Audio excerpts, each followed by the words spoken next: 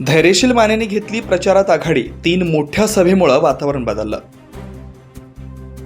ही धैर्यशील मानेची किंवा या मतदारसंघाची इलेक्शन आहे, त्या भारत देशाचं भविष्य घडवणारे हे इलेक्शन आहे. नरेंद्र मोदींना पंतप्रधान करणारे.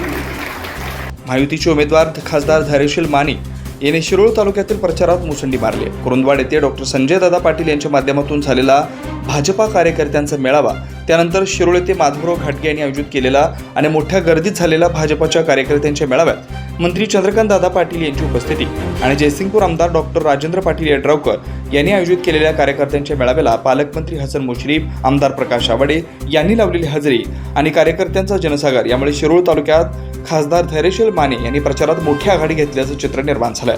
गेल्या 8 दिवसापासून शिरोळ तालुक्यातील प्रचार शिगेला पोहोचलाय.